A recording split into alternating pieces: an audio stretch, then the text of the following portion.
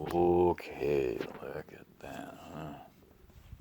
This is stuff that I worked on and started polishing, and Tucson Gem Mineral came along, so I packed it up the way it was. But this one needs some going over. See, I'm using the reflection here to look at the cutting scratches, if any, on the stone, and there are some, so we will get rid of them. But I thought maybe you guys might like to see what what these Ethiopian opals look like, man.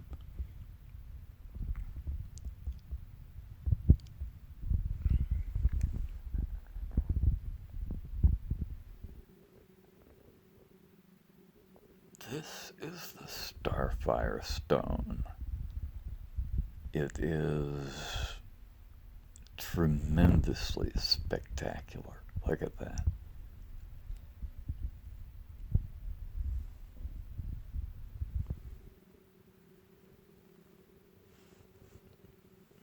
Let's see if I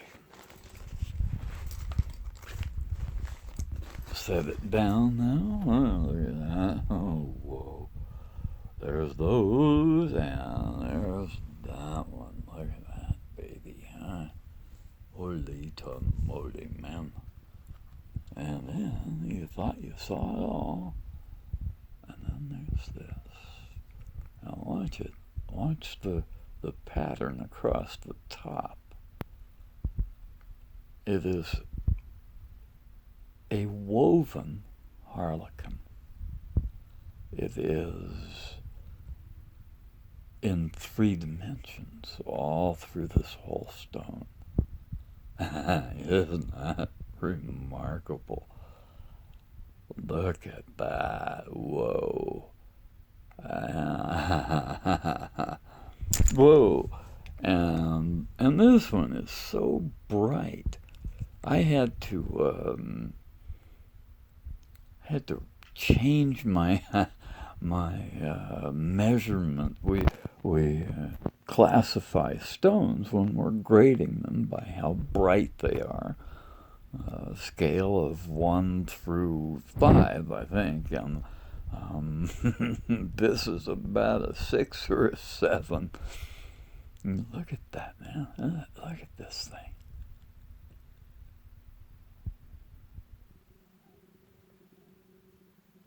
Oh, here it comes. This is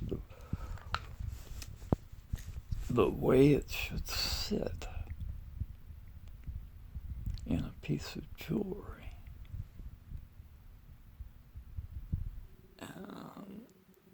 It does that perfect harlequin. Just like that.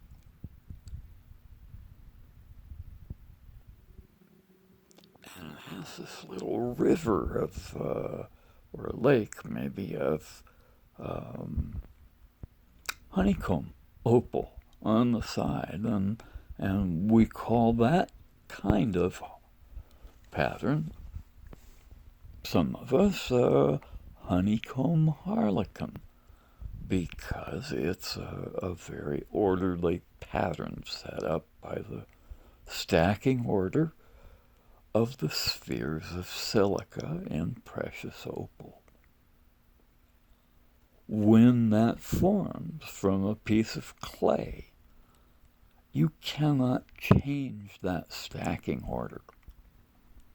Well, you could heat it up, okay, for a long time, and it would drive the water molecules that are in this stone, and there are, and because of the spheres and spaces, there is some water content in all opal.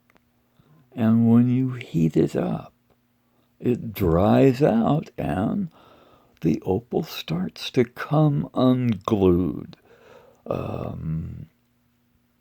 and they will literally fall into pieces. But if you don't heat them up for a long period of time, and I'm talking about long, like days maybe, at high, at temperatures that drive off the water, right? To oven temperatures maybe. But other than that, you certainly can't change the stacking order for the better. There's nothing you can pour on these darn things that will make them better. Nothing. The black color of a black opal is not a color. It's the absence of color. And what you see here is sulfide and oxides of iron that bond with the silicon dioxide inside the spheres in a 2-to-1 ratio to the silica. So they are diffused through the whole stone, but a molecule of iron sulfide, and that's what makes them black. The iron sulfide, it's not a pigment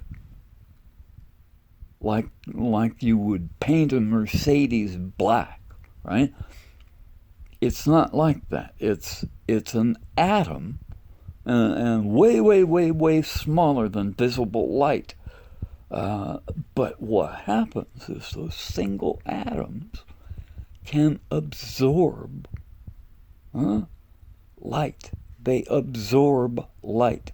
So the light goes by us and into that stone, boom, there it goes at light speed, right? We're not talking slow light. This is light speed, 300,000 kilometers a second, and it fades off into the distance because black opal does not return any information from those sulfide spheres. So it's black, kind of like the night sky is black. It's not because there's something there that we painted black. It's because nothing returns information. It is the absence of color. And if you look in a real black opal, the blackness is not just a pigment in black crystal like this. It's something else entirely, and I haven't quite gotten the math on it yet. I will. Peace, y'all.